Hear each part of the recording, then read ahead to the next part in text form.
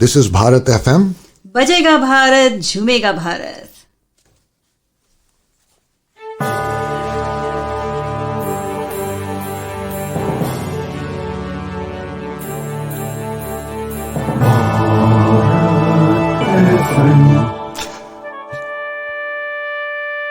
ये है भारत FM. बजेगा Bharat, झूमेगा Bharat. Namaskar, Sat Sri Akal, welcome and adab. You are listening to Bharat FM, a one-of-its-kind, multilingual, eclectic provider of entertainment, information and news to Indian Americans. Headquartered in Cincinnati, Ohio, Bharat FM airs shows out of Cincinnati, Chicago and Phoenix. We take pleasure in our ability to cater to your bhakti, chusti, sfurti, shakti and masti needs with our audio and visual shows. Check out bharatfm.com for our online program schedule and archives. I'm sure the content will definitely tickle your senses. Tune in via the 24-hour web streaming on bharatfm.com or via the Bharat FM app. More information can be procured at 513-488-5070. Hi, everybody. Welcome to Storytellers Cafe, and I'm your host, Usha Venkatraman from Mumbai, India. As you can see behind me, it's raining and it's the monsoon season in India, especially in Mumbai. So it's the perfect time, monsoons, when it's raining, it's a perfect time to cozy up in your armchair, in your sofas, and listen to stories. That's what Storytellers Cafe brings you. So our USP is to listen to stories, and I would like to mention that this is our anniversary. We've completed 1 year on Bharat FM radio station. Storytellers Cafe has completed 1 year, and this June on the 28th, we would have completed 1 full year. So welcome to Storytellers Cafe. And sit back. This is 20th of June, Sunday evening. Good morning to all the listeners and viewers in the United States. Welcome to Storytellers Cafe. Have your brunch and listen to stories. You can pick up any drink that you want, sit down, cozy up, and listen to stories. Well, let me introduce my guest for today, who is Arthy Muthanna Singh from Gurgaon, Delhi. Hi, Arthy. Welcome to Storytellers Cafe. Thank you, Usha, and congratulations on your anniversary. It's quite an achievement. Yes, it is. And the pandemic has actually helped us because everyone loves to listen to stories. And that's the perfect way to forget all your troubles, right? Okay. Yeah. Friends, let me introduce Arthy. Arthy Muthanna Singh is our guest today. Arthy is a children's author, freelance journalist, copywriter, editor, and cartoonist. She has a diverse range of experience in the publishing industry and most recently as publisher with Scholastic India.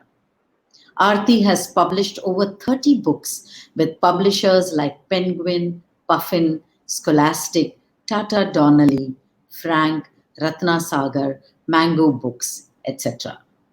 Arthy worked for 3 years at a play school in Goa that loosely followed the Waldorf method of teaching. She conducts creative writing workshops at the British Council Library. She has conducted in Mumbai and Delhi at the IIT Delhi, Indian Business School, Gurgaon, the British Council, Delhi, etc. Arthy also managed the Limca Book of Records for about 13 years. She was the Delhi correspondent for Inside Outside for 3 years and has been contributing to Verve magazine for the last 20 years. Wow, Arthy, that's truly a commendable achievement. Arthy grew up in the Nilgiris in the Blue Mountains and spent a lot of time in Kodagu or Coorg as we know it today, where she is from. Presently, Arthy lives in Gurgaon, hoping to move to Goa soon. What a delightful place from Gurgaon to Goa. Goa is a paradise for artists, right, Arthy? So that brings me to my question. What's your journey been? I know you've been in advertising. How did you become an author, and that too, a children's author? See, I was lucky to have a grandmother and a mother, both who are writers. My grandmother has actually, since we belong to Kodagu, we don't have a script, it's actually a dialect. So we borrow the Kannada language script. And so she used to write books in Kannada. She's published a whole lot of books when she was alive. And she was a great storyteller, phenomenal. And as grandchildren, when we'd go there for holidays, at night, at that point, we didn't have electricity in Polybeta, this tiny little place in southern Kur, or Kodagu, like we'd like to say. She would gather all the grandchildren, 14, 15 of us who managed to come away for the summer, and she would regale us with stories, and some of them frightening, some of them inspirational, some of them about brave heroes of India. And so this gem, I think, had been dropped into my head without me realizing. And subsequently, my mother also used to write, though, of course, she did more poetry and nonfiction. And I was very lucky to be in a boarding school, which had a fantastic English teacher called Miss Bell, who was very strict, but really loved the English language. And so we weren't allowed to have use any slang, but we had a fantastic magazine that she brought out. And she would encourage all of us, in fact, practically everybody, because we had very few students in the boarding school. We had just 20 students in each class by rule. So she would try and get all of us to contribute to the children's magazine. So that's where I actually started, like donkeys years ago. And then I started writing for the children's college magazine when I was in Delhi University, when I was doing my psychology honors. And then I found that probably I enjoyed the written word. And for children per se, I joined the Indian Express, I must say that. I joined Indian Express when I was in Bangalore many years ago. And that was, of course, pure news. And I was lucky enough to be interning under Saeed Naqvi, who's a fantastic person as a mentor to be working under. And he gave us no concession for being women. We would do any kind of roster duty, which was fantastic because Bangalore was phenomenally safe in those days. And I had a little moped that I'd go around very happily covering stories even at night. And then I got married, and when I was expecting my son, I suddenly felt this yearning to write children's stories. I don't know where that came from, actually. And there used to be a children's section in the Deccan Herald newspaper, which was the most popular newspaper in Karnataka in those days.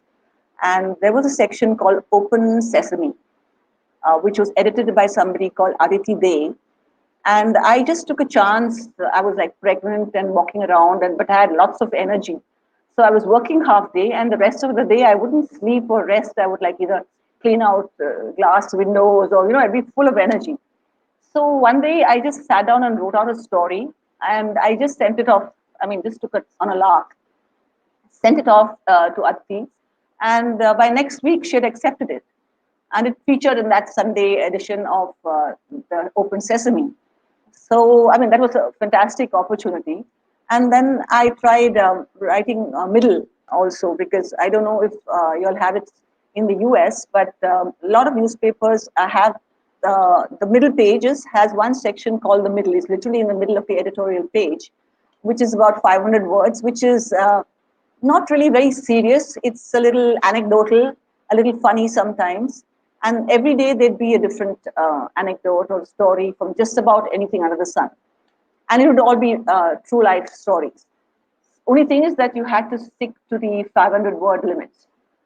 So I took a chance and wrote about something regarding my grandmother's cupboard, which we used to all love because it used to be full of literary treasure, according to us. And it got published. So I said, okay, I was lucky that the very first thing I wrote for children got published. And so that kind of gives you a lot of encouragement, because if it hadn't, probably I would have thought then, okay, maybe I don't have a yen for it and things like that. And I'd actually started working in advertising as a copywriter just by chance in Cochin, and found that I had a yen for that. And but the only problem with advertising is that while you write copy for brilliant advertisements, or you write the storyboard for an editorial that gets ad that gets aired on television, I felt I was getting the wrong impression of how creative I actually was, and living on that kind of prima donna high for a while, I realized that it was impacting my writing. So what I did was actually quit advertising, and which was a big risk to take because the money was very good, and I was wondering whether it is going to make me go back to advertising only because of the fact that I had a full-time job there. But I stuck to this writing, and the fact that I was expecting, I think, made a lot of difference. That I was writing for a little something inside my tummy, and then after that there was no stopping me. And I found that since I write also non-fiction, and I lived very close to the Verve office in Mumbai at that time, I sent across some of my writing, and fortunately, Anuradha Mahendra, who is the managing editor to this day, liked it and took me on. So I used to write, I mean, on just about anything that somebody would send across to me to write, anything to do with Mumbai at that time. And I had a lot of fun, and I got to meet a lot of interesting people while I was writing. And because I lived in Colaba at that point, which was very central and very close to the office, I got to do, interview people like Shah Rukh Khan and Manjeet Baba, who's an amazing artist who also actually did a sketch of mine, which when I get broke, I will probably sell. And I mean, really, really interesting people I managed to write about. And I still end up doing freelance work for them because they're a fantastic group of writers and people in Verve, even to this day. And that's how I got into journalism. And then children's writing, I wrote a book, and then it got published, and then I wrote another. And my son was growing up, and I didn't have the courage to go back to work and leave him because he's the only child. And I was a bit of a paranoid mother, I think, which most of my friends will agree. And so I joined this non-formal school actually to help them out to start with. And since my son took a long time to settle down, I just ended up training and working with them for 3 years, which was a fantastic experience. But it took it really takes all your creative juices out. There was really no time to do any other writing because all my creative juices went towards designing fantastic lessons for them, all the creative stories that we had to tell, and the music that we used to put together for them. It was wonderful for 3 years, and then we moved to Mumbai. So I just stuck to my journalism and writing for children. And advertising and children, I think anybody who's been in advertising will realize advertising and children just don't go together. I mean, I tried it for 6 months after my son was born, and I was almost a nervous wreck. And so I just stuck to writing freelance and writing books for children. So it's been now 30 years. My son turned 50 last year, so I've been writing for 30 years, basically. So which is why I've had about 30 books published on my own. So that's been my journey, basically.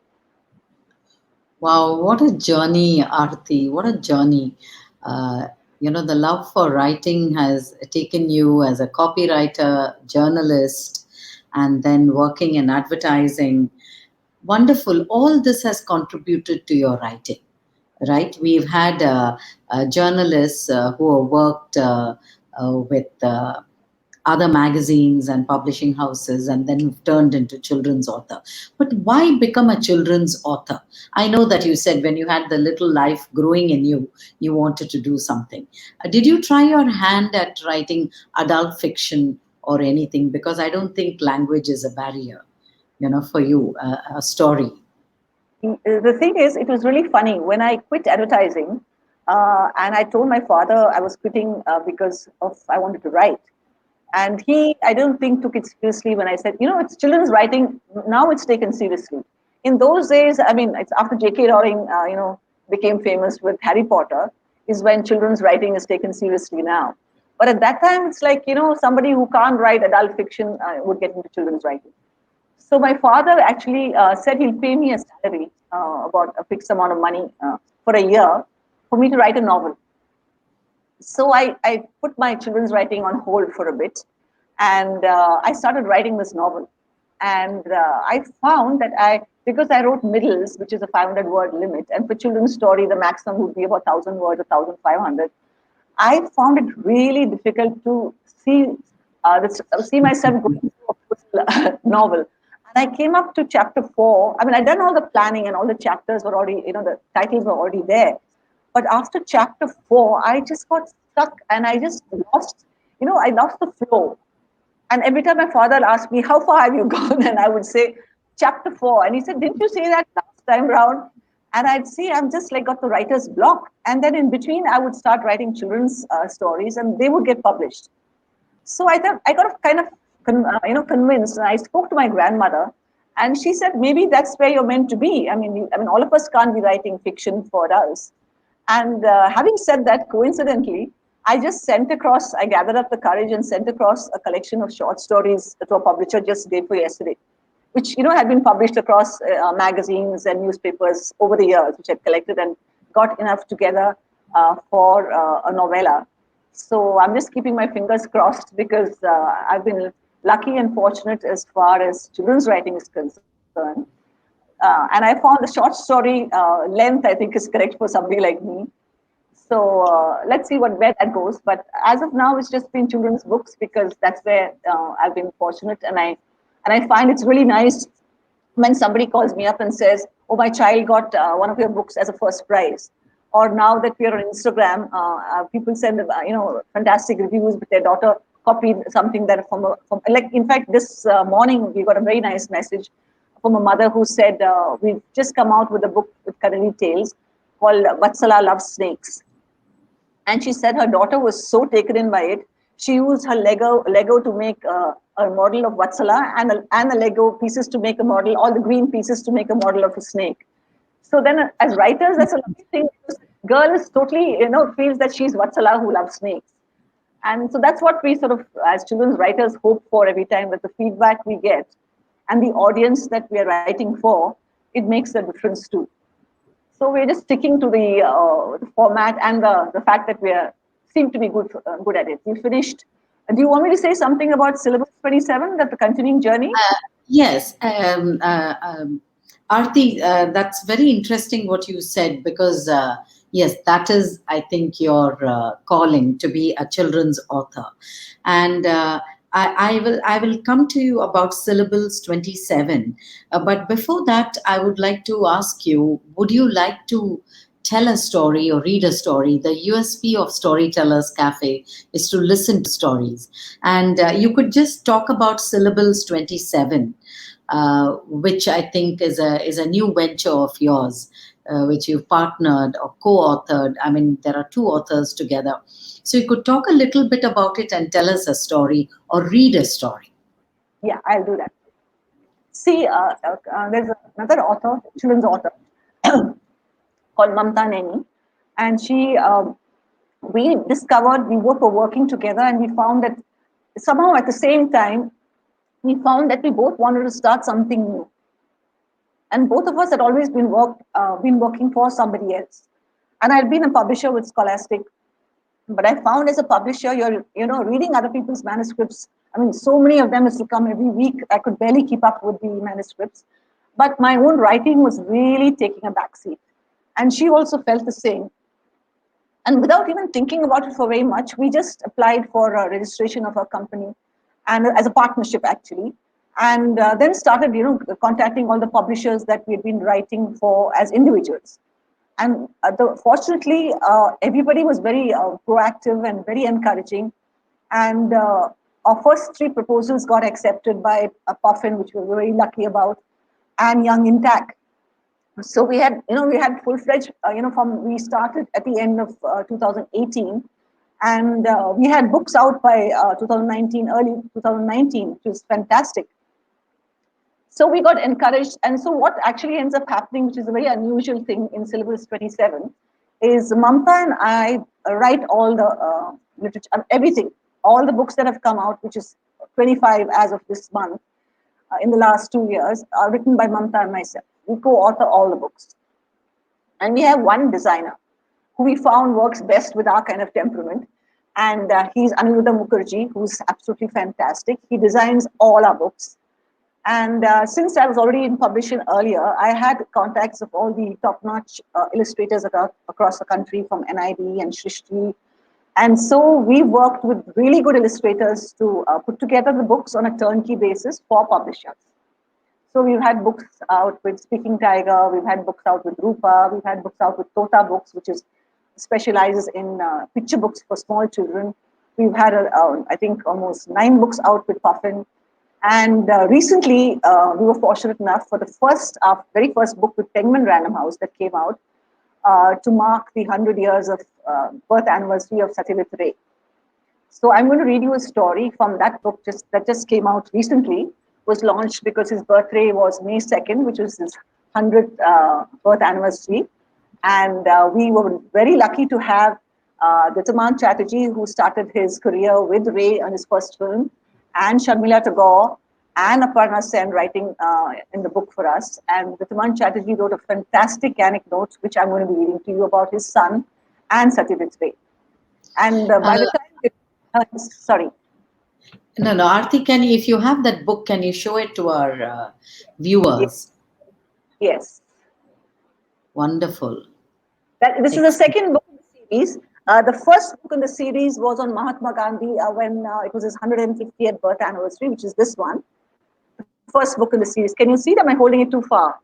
No, you're holding it now fine. Yes. So one can get these books if they just Google your name and can get it on, it's available on Amazon. All our books are available on Amazon.com, Amazon.uk, and Amazon.in because of the Puffin connection. So this is the second book in the series. Wait, that is it. And they're going to be 5 totally. We're working on the third book. I can't tell you who it's about because it's somebody living. And I've got that person's information coming out of my ears because it's fantastic. The research is fantastic. I mean, we can easily do a PhD on the Mahatma and on Satyajit Ray, the amount of research we had to do to put in the book. And as a result, we're doing a lot of nonfiction because in India now, for some reason, nonfiction has become the flavor of the month. I mean, it goes right. to I just want to ask you. So this book on Satyajit Ray and on Mahatma Gandhi, the first book, is meant for children, right? No, and no. you co-author. No. It's not, these are not meant for children. These are meant for children also, maybe from the age of 10 plus. And for anybody who wants to get introduced to the Mahatma or to Satyajit Ray. So the story, so young adults. Young adults and adults as well. Okay, and it's great. It's hardcover. It's got gold etching, so it's like a collectible basically. And the format is slightly different. They were taking a chance on this, and since the Mahatma book did very well, this is the second book. So I'm going to read you the introduction that Ditaman Chatterjee, who's, right now, of course, acts in, he's acted in so many Hindi movies as well and Sri Lankan movies and stuff. So this is the introduction he wrote for our book. Or should I read Sharmila Tagore's piece first? Whichever one, it's up to you. This is a note. So what she's written is, Ray would reflect upon his own work with a certain detachment, at least during the making of it. He didn't allow style to override content. He taught me how to appreciate cinema, how to be in front of the camera, how to think in character, and how to enjoy a language. And he taught me the importance of the moment. He led by example, and from him, I learned the value of commitment to one's work. This is the blurb she's written for our book on Satyajit Ray. And I'd like to remind readers and watchers that her first film she did with Ray when she was 14 years old. She was pulled out of school and she acted in Ray's film. And I think she's never looked back after that. Yes. So what I'm going to be reading. Wait, where was it? Yeah. Okay, this is what I'm going to be reading as Ditaman Chatterjee's introduction for our book. Once upon a time, long ago, we lived in a quiet little lane in South Calcutta, Just opposite was a small, unpretentious studio where Satyajit Ray edited his films. Our son was a lively 5 at the time and ran all over the place, with nearly all the neighbors keeping an eye on him. Then, one evening, he couldn't be found. Frantic searches were mounted in the alleys and the homes he went to. No sign of him anywhere. To say that we were all getting a bit panicky would be understating it. Suddenly, we heard a very relieved yell. There's Pablo! Everybody crowded around the door of the smallish room where Ray used to work. There he sat at the Moviola editing machine, intently explaining something to Pablo, who was nestled in his lap. Both seemed quite oblivious to the fuss going on all around. Right after Pata Panchali, through Piku Diary and on to the Feluda films, Ray seemed to have a special bond with children, the ability to communicate with them and treat them as people who needed to be taken very seriously. When he wrote for children, he did so to entertain and to educate, but without talking down to them. And what he wrote for children could be enjoyed by adults as well. I discovered this when diving deep into the Professor Shanku's stories to prepare to play the eccentric scientist in a film. It is so very appropriate then that his birth centenary should be commemorated with a book that brings out 10 incidents and anecdotes from his rich and varied life to readers in crisp, lively, finely illustrated accounts. On the face of it, the anecdotes may appear random, but taken together, they provide a kind of overview of the life of a fascinating man, Manekta. Arthy Muthanna Singh and Mamta Naini have been producing entertaining and educative literature for children for the past 2 years, including a book on the Mahatma in 150 episodes. Their hard work for the current book is evident.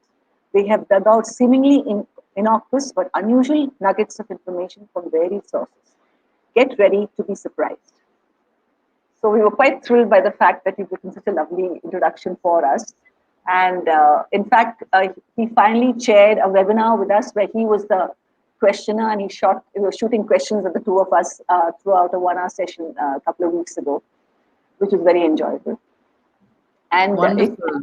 Congratulations on the book. Yeah, very thrilled with this book. Arthy, my next question to you is, you've been an author where you authored so many books. How is it to work with another author and co-author a book? What about ideation? What about creation? What about writing? Because this is something which is a little different, out of the ordinary. Can you tell us about that? See, the thing is, I don't know, it was, I think, just meant to be because we barely knew each other for more than 3 months, Mamta and myself. And it was a hell of a risk that we were taking because creative differences are very often the reason why, partnerships or co-authorships break. I mean, in music and just about anything. And at that point, I think we were more interested in starting something different and not working for anybody else. We didn't think it through. So probably if we had thought it through, we wouldn't have gotten into it. But having said that, the moment our name got accepted by the government as Syllabus 27, and we were given 3 options. One was silver tips. It's because of my background of living on a tea plantation that we're given silver tips. And Syllabus 27 was one. And Syllabus 42 was one because 42 is a very important number in this book called The Hitchhiker's Guide to the Galaxy, which I'm very fond of. But the government gave us this name out of the 3. They choose one and give it to us. So the partnership became Syllabus 27. And surprisingly, we had actually, this is our 25th book. The one that I just read from is our 25th book. And we've had no creative differences. We write, you can't tell where my writing starts and hers ends. And we've worked together. And that's the thing, we're not just writing, we're also, working on the design, working with illustrators. What she likes, I end up liking. What I suggest, she ends up liking. So we haven't had any differences. And we've written books on, we've written one called, My Grandfather's Funny Eyebrows, which is for really tiny children, which is a little wacky book, a little irreverent book. Then we've written books on insects. We've done a bird book, which is a serious book for, birders that want to get into bird watching from the beginning. But we've agreed so far on 2 years, 25 books is not a joke. But I think one of the reasons we've been able to do it and the turnaround has been so quick is because we coincidentally just think more or less alike, which is, I think, the best thing that could happen for our partnership. Otherwise, and especially with the lockdown and everybody feeling so low and books being postponed, I think our, syllabus 27 would have probably just died a natural death last year, like so many other enterprises. But fortunately, they didn't. The books just got a little delayed. And in fact, on July 3rd, there's a launch of 5 of our books together with WWF and other publishers, with Puffin and with Karadi Tales. One is the one on snakes, and the other one is a series called Eeks, on insects, basically getting children to change their So, view. Arthy, just hold that thought. I wanted to ask you, so what is the age group that you cater to? Because it's definitely a diverse age group, right from young adults to young kids, toddlers. So what is the age group that you write? You We know, write for 3 to 14. So 3 is okay, basically stories are read to parents, by the parents or the teacher, and then finally they come to a stage of reading it on their own.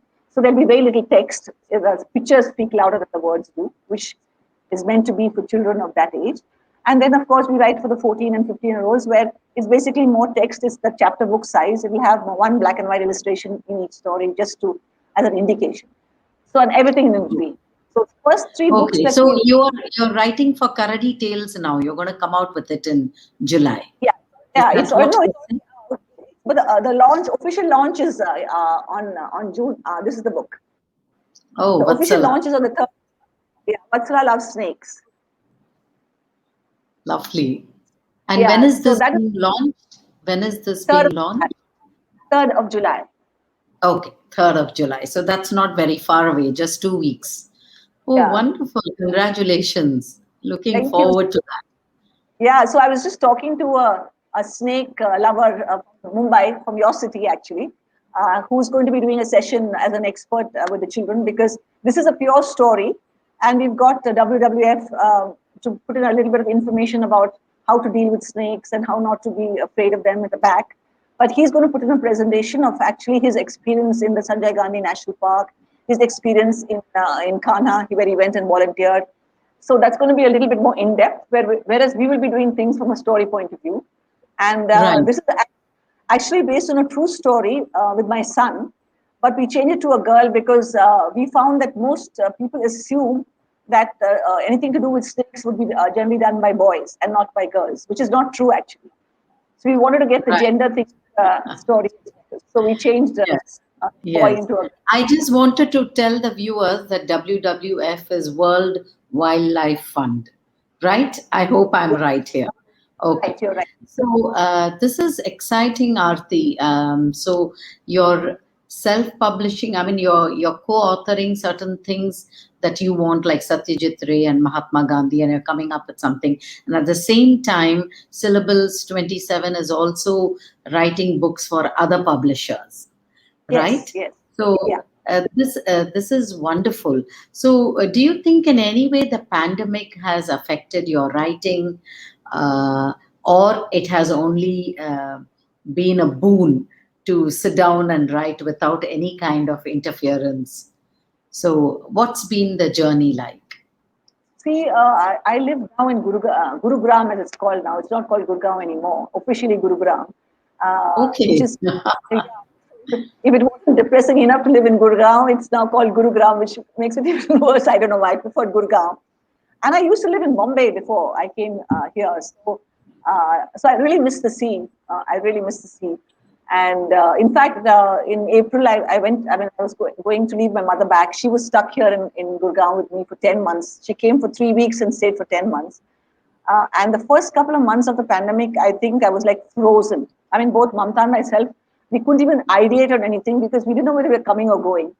And I think we're kind of spoiled in India because we got used to servants and somebody helping out all the time. And I'm not used to cooking or doing. I mean, I'll do other housework if I have to, but cooking I had to actually relearn. I mean, I know it sounds very spoiled. I had to really relearn how to make rice. I was looking on YouTube how to make rice. And being a South Indian, I can't do without my rice. Okay, my Thai sadam I have to have. And so I had to make rice, right? So we are there as looking how much water to put and literally starting, from scratch. And my mother also was not used to cooking. I mean, of course, for her, it came a lot more naturally back to it. And my poor son, who's not used to cooking at all, thank God, it gave him an opportunity to get into the kitchen because we were sharing duties of jadu pocha. So servants were not allowed to enter the house at that time. And that's when I realized how much I really appreciate my cook and my top servant. And I treat them like royalty now. I mean, they want leave, please take it. You want a sardine, take it. You want a pressure cooker, take it. It's just that. And they were, I really learned to appreciate them. And in fact, what I ended up doing is that paying them extra during those months because I really felt they were being impacted a lot more than we were. So, and I'm glad I did that because their loyalty remains. And now that they're back, I'm like a little short of hugging her or giving them garlands when they came back. So housework took a lot of time. And after that, I think with the men, I was literally frozen in my mind. And we had Arthy, that brings me to my next question. The pandemic has taught us to appreciate, everyday things, small little things which we took for granted. So I would like to ask you, has that in any way impacted your writing? I mean, has it changed your direction? That is the kind of books that you want to write. Because sometimes, the pandemic and what we see around us also inspires us to change direction. Has that in any way affected you or changed your direction? See, it's changed my view across the board. So obviously, it's going to impact my writing as well. And Mamta, by the way, had COVID as well. So there was a lot of work on me at that point. And I mean, she was also frozen, and she had a bad case in the family. Her brother also got it, and so it was very scary because you really don't know, how it's going to go. And I think what it's ended up doing is distilling things in my mind to a point that you start appreciating the small things, like you said, and doing away with the fluff and the extraneous stuff that you can do without. And one thing it's really made me stop doing is shopping. And not that I used to shop too much earlier, but like books. I mean, I can't. I mean, I'm a total sucker for books, and I have a Kindle gifted to me by a very dear friend who was hoping to have help me get less books in my house. But that's one thing I really have a weakness for, and so does my son. So we have bookshelves, up to the ceiling in most of the rooms, and that's one thing that I let myself go on that one. There's no point trying to stop. Though I do give away to NGOs. There's one NGO called Share a Book that I give to. I give it to the library here. I give it to my servants, grandchildren, and stuff. And but otherwise, books is one thing that I haven't stopped, and nor has my son. But clothes and other things like crockery and things like that. I don't think I'll need to buy any clothes, including the saris that I don't know if I used to have that kanna say. I don't know if you realize. You see a Kanjivaram sari somewhere, and I used to go like hyperventilating that I want to pick that up.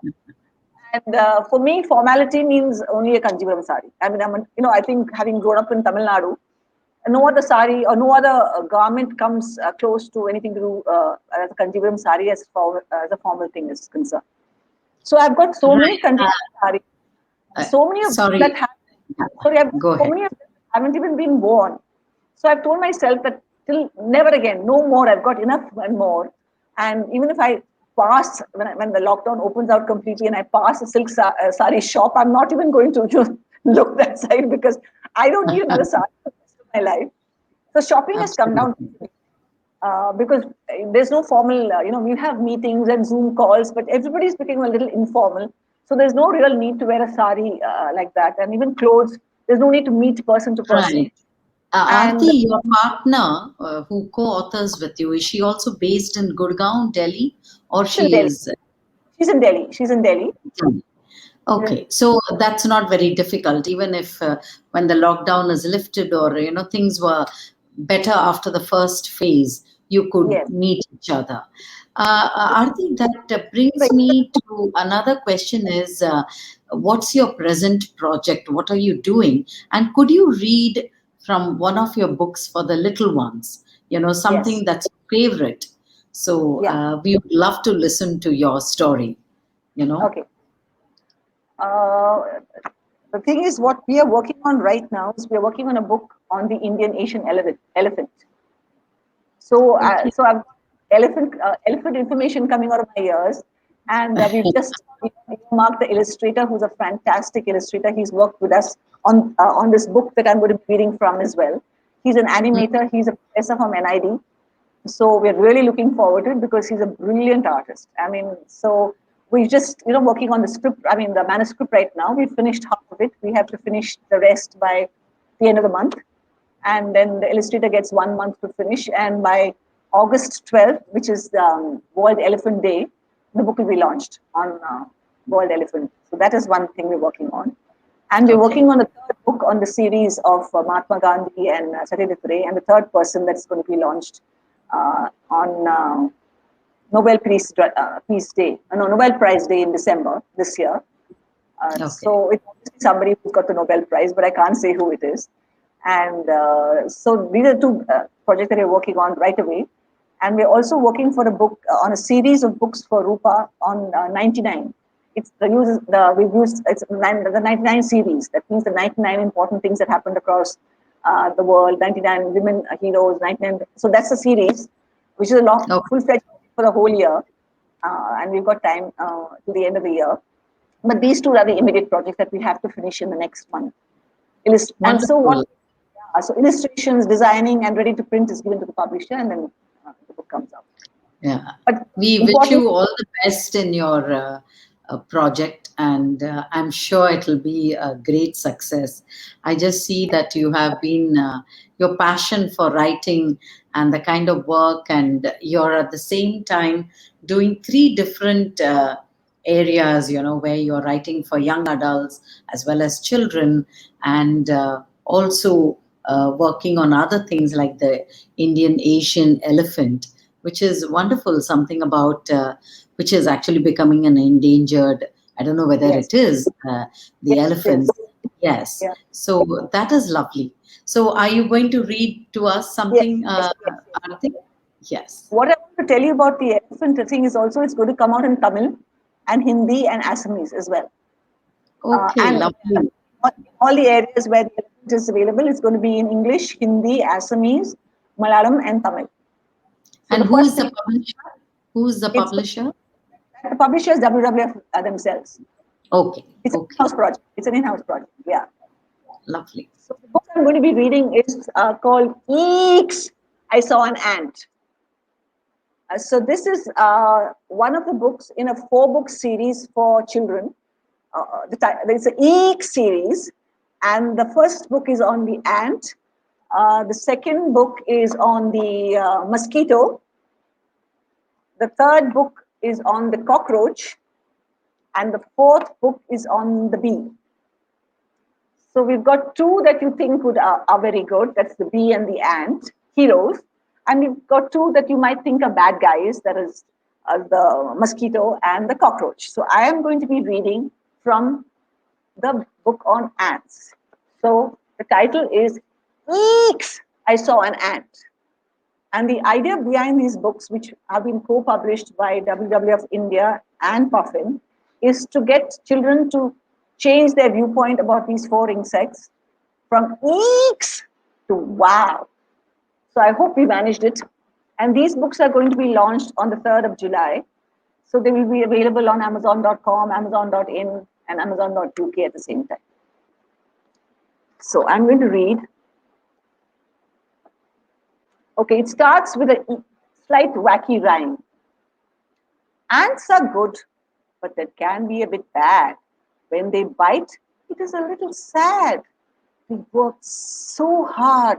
Watch and see. With 6 frantic legs, off they scurry. Don't leave honey near and far, or yummy jelly in an open jar. Ants will be right there right away, any time of the night or day. And look at the illustration that the illustrator has done.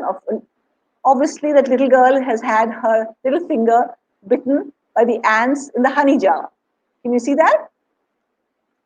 Yes. So the story is called Follow the Ants. Okay. 1, 2, 3, 4, 5, 6, 7, 8, 9, 10, 11, 12, 99. Mona was counting out loud. What are you doing? Asked her father sleepily. He was lying on the grass in the garden after playing cricket with Mona for 2 full hours. Don't move, Papa, said Mona. I'm counting the ants that are walking over you. Walking over me? asked Papa. Yes, Papa. They're all carrying something, said Mona. Small bits of the biscuit I dropped this morning. After 2 minutes, Papa asked, Can I turn over now? Yes, you can. The last ant of the line has crossed your back, said Mona. Come, Papa, let us follow the ants. I want to know where they're going. They must be going for their physical training. You know, PT? Class, said Papa, turning over and smiling. Oh, Papa, said Mona, exclaimed. Be serious. Nobody goes for PT class with bits of biscuits in their mouths. So Papa and Mona crawled behind the straight line of ants across the green lawn and through the flower beds. They finally reached a brick wall at the end of the garden. As the two watched keenly, all the ants disappeared one by one into a tiny hole between two bricks. Just then Meena, Mona's mother, looking out of her bedroom window, she saw them still on their knees staring keenly at something. What are you two doing? She asked. Following the ants, Mama, said Mona, and she and her father started laughing. So that's how the story ends. And the book goes on to tell you about ants are amazing, and there's one full page about exactly the parts of the ant and the scientific information, and it ends with jokes and riddles about ants. And we've got acknowledgements and activities and where they hang out, the ants hang out, and everything. So the book is really, we had an absolute blast putting it together. And wonderful. So who is the publisher and who is the illustrator? So this illustrator is somebody called Priyankar Gupta, who is going to be doing our elephant book as well. He's an animator and professor in NID.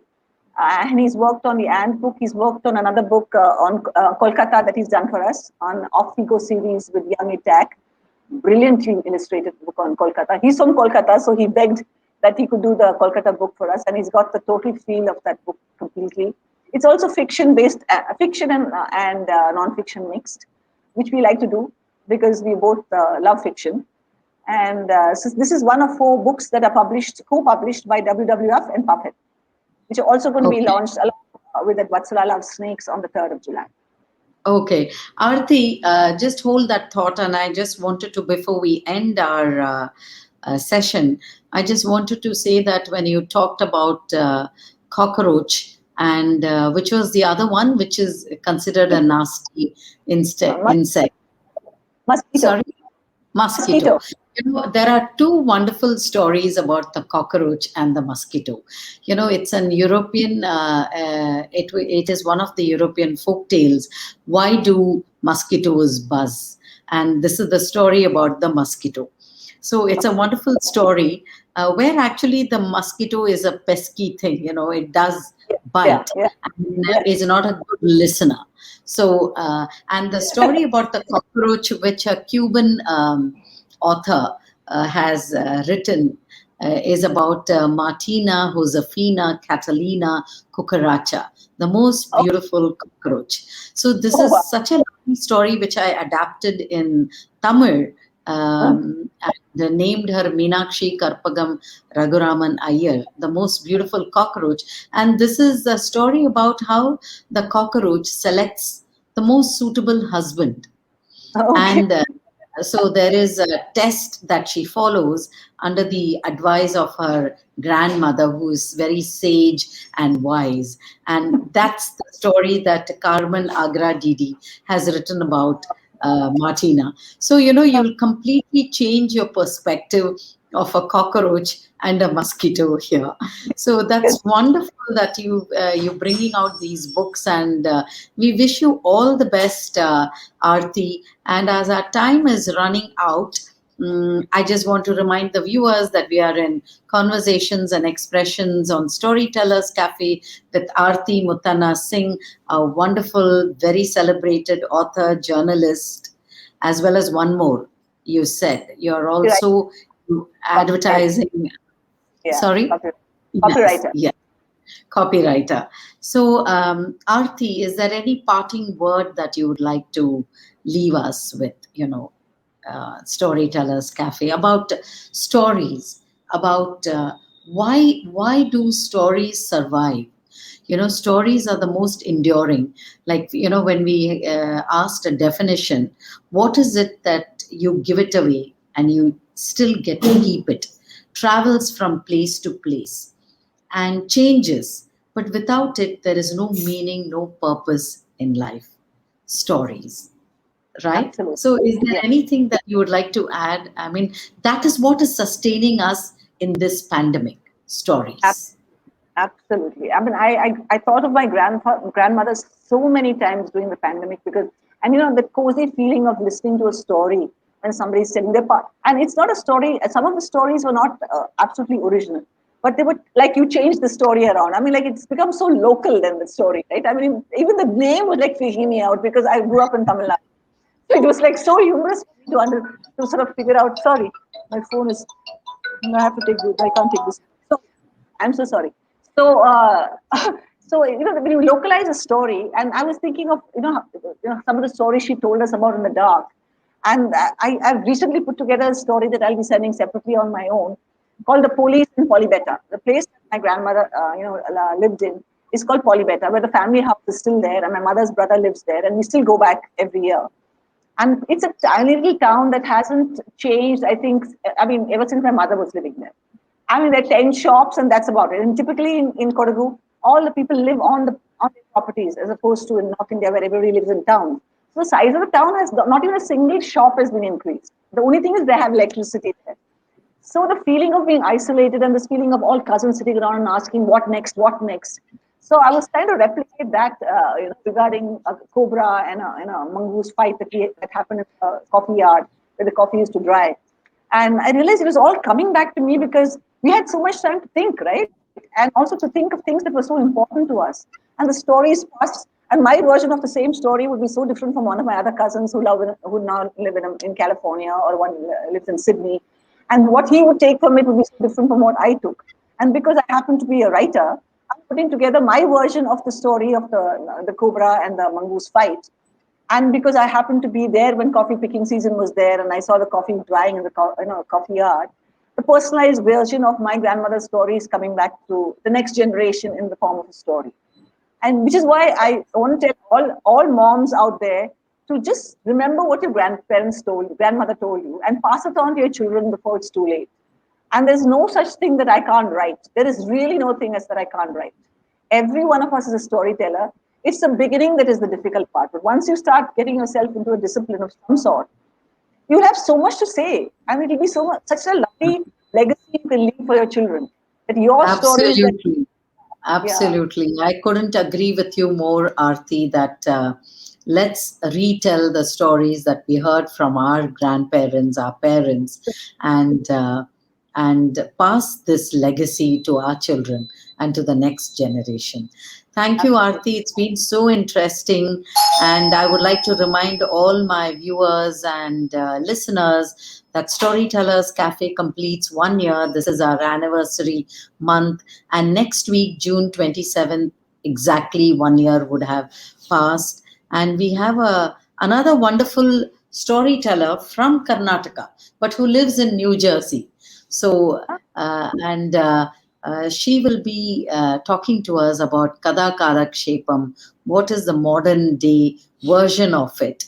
And so please do stay tuned and watch us next Sunday on the 27th, Storytellers Cafe.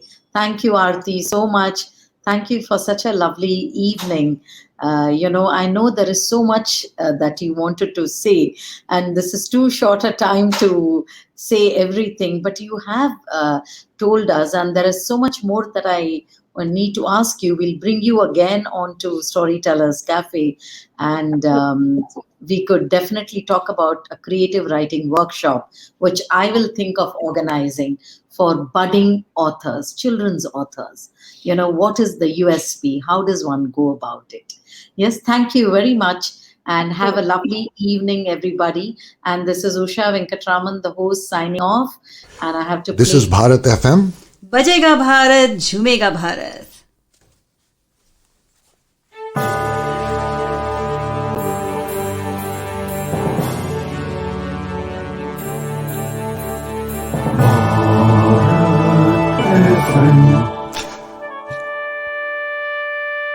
ये है Bharat FM.